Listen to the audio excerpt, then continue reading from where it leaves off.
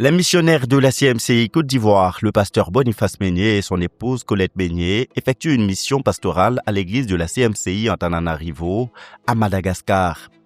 À leur arrivée ce mercredi 21 janvier 2026 à l'aéroport international d'Antananarivo, ils ont été accueillis dans la joie par les 3 couples missionnaires de la CMCI Madagascar, ainsi que par plusieurs frères.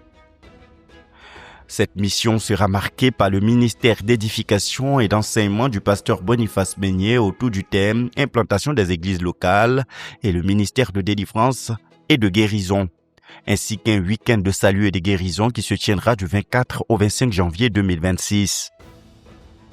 Après l'accueil à l'aéroport international d'Antananarivo, le protocole d'accueil s'est poursuivi au domicile du couple Tadzong, 3e couple missionnaire de la CMCI à Madagascar.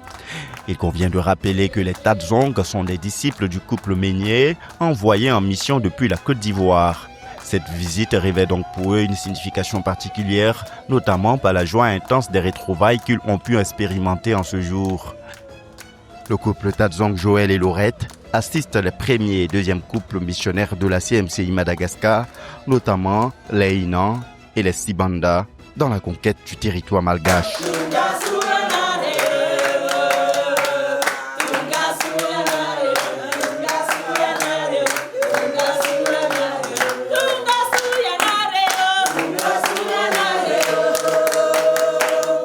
Cette étape de l'accueil chez les Tadzong a été marquée par les chants de bienvenue, des actions de grâce au Seigneur qui a victorieusement conduit saint et sauf les ministres de Dieu d'Abidjan à Antananarivo, les nouvelles du couple Meigné ainsi que la présentation des couples missionnaires de la CMCI Madagascar. Moi, c'est le pasteur Félicien Inan, affectueusement appelé frère Félicien. La sœur Clarisse, c'est mon épouse.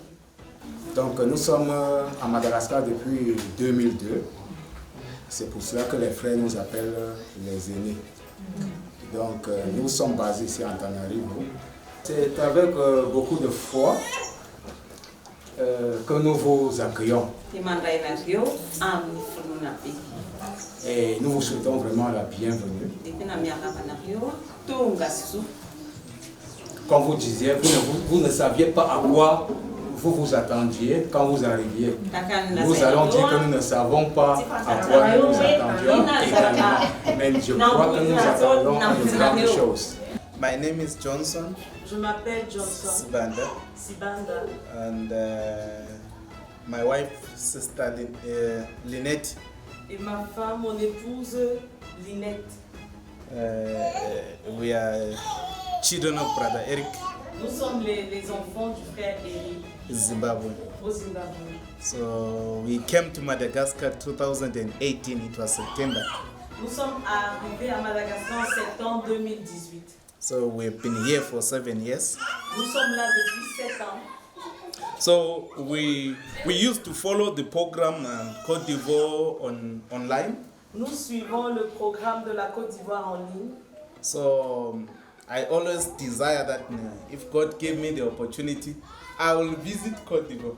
J'ai toujours désiré que si Dieu me donne l'opportunité, j'allais visiter la Côte d'Ivoire. So it is more than a privilege to us to receive you in Madagascar. Pour nous, c'est plus qu'un privilège de vous avoir à Madagascar. Dès sa prise de parole pour donner les nouvelles, le pasteur Boniface Meigné, fort de l'expérience de la CMCI Côte d'Ivoire dont il est le leader, a encouragé les frères à avoir la foi et à croire en l'œuvre et en la puissance de Dieu. Il a annoncé les grandes lignes des ministères qui seront rendus au cours de ce séjour à Madagascar, ministères qui porteront sur l'implantation des églises locales et le développement des ministères en vue de la croissance numérique et qualitative. Nous allons travailler sur l'implantation des églises pour la croissance numérique et qualitative. C'est-à-dire quand on implante une église par l'action évangélique, ou la conduisons, alors elle nous conduit à quoi?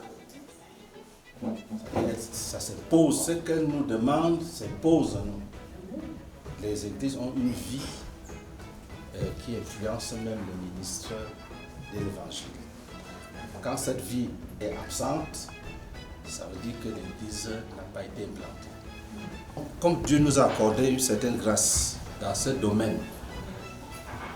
Et nous nous sommes engagés avec l'aide de Dieu d'aider nos églises à travailler dans ce sens pour que les cœurs se réjouissent. Parce que quand il y a le succès, on est heureux. C'est ce qui nous arrive en Côte d'Ivoire. Et quand on a vu l'église partir de 0 à 130, 140 membres, 40 000, 140 140 000. 000, 140 000 membres, merci beaucoup. Et on a une certaine expérience qui devient un témoignage. Amen. Donc, tu n'enseignes pas la pratique, la théorie, tu enseignes la pratique, c'est-à-dire tu rends témoignage de ce que tes yeux voient, de ce que Dieu a fait, de ce que Dieu est en train de faire. Et pour nous, pour vous et nous, ce sont des moments très importants, puisque la communauté est entrée dans la phase de l'accomplissement de ce que nous avons baptisé le but quinquennal. Il s'agit de travailler chacun selon dans son domaine pour que le but soit atteint, que les âmes soient présentées à notre Seigneur Jésus-Christ. Alléluia. Amen. Donc nous consacrons nos efforts à cette bataille de notre communauté. Et vous serez heureux quand vous allez écouter certains témoignages, vous aurez la foi. Moi, je communique la foi. Quand je vois un frère, je veux qu'il croie. Donc vous êtes là, Christ habite en vous. Amen. Amen. Nous sommes venus communier avec vous. Vous êtes des enfants de Dieu, vous êtes forts. Amen. Alléluia. Amen. Et donc voilà les nouvelles que nous pouvons vous donner. De son côté, la sœur Colette Meignet a aussi insisté sur la nécessité d'avoir la foi pour l'accomplissement du but quinquennal.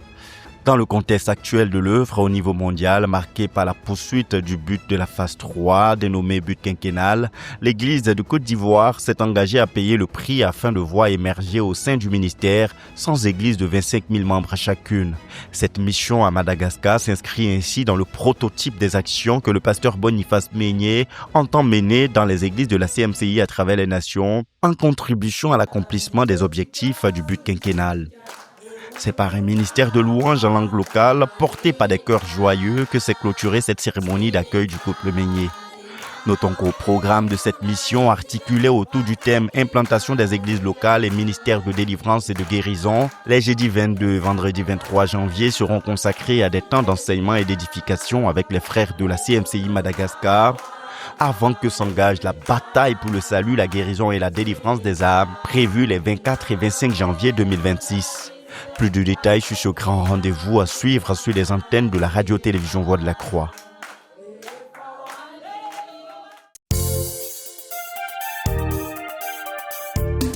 Radio-télévision Voix de la Croix, la chaîne de la Bible.